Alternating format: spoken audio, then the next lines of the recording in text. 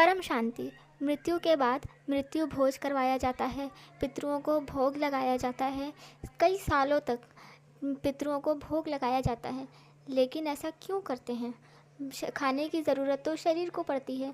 मृत्यु के बाद आत्मा तो शरीर छोड़ देती है। आत्मा का स्थूल शरीर नहीं होता, आत्मा सूक्ष्म रूप में होती है। आत्मा के जो संबंध हैं, परिवार हैं, पूरे जीवन में उसके जो संबंध रहे हैं, आत्मा का उनसे मोह होता है, लगाव होता है। तो आत्मा मृत्यु के बाद अपने परिवार में ही सूक्ष्म रूप में रहती है। स्थूल शरीर नहीं होता, लेकिन सूक्ष्म रूप में रहती है आसपास। और जब भोग करवाया जाता है, पितरों को भोग लगाया जाता है, तो जिन लोगों को भोग लगाया जा रहा है उन मनुष्यों के शरीर में आत्मा प्रवेश करके उन वस्तुओं का, अन्न का भोग लेती है।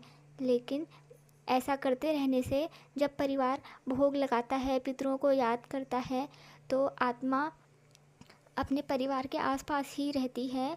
वह यह धरती लोक छोड़कर नहीं जाती और अपने परिवार से उसका मोह रहता ही है।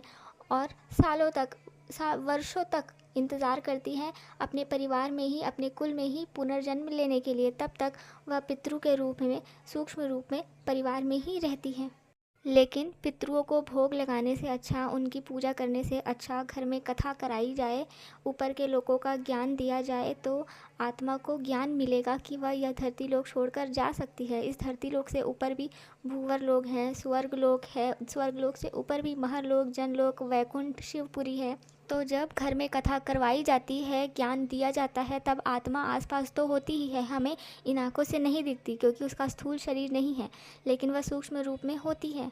तो वह भी ज्ञान सुनती है। उसको जब ज्ञान होता है कि धरती लोक से ऊपर भी लोग हैं और वहाँ तक के जाने का मार्ग भी कथा के द्वारा उनको जब बताया जाता है, तब आत्मा पुनर्जन्म लेने का इंतज़ार छोड़कर, परिवार से मोह छोड़कर ऊपर के लोगों की ओर प्रस्थान कर सकती है।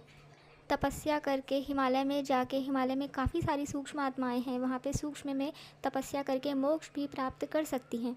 जब तक पितरों को मोक्ष नहीं मिलता या वो ऊपर के लोक में नहीं जाती, तब तक आत्मा सूक्ष्म रूप में अपने घरों में ही या आसपास ही रहती है।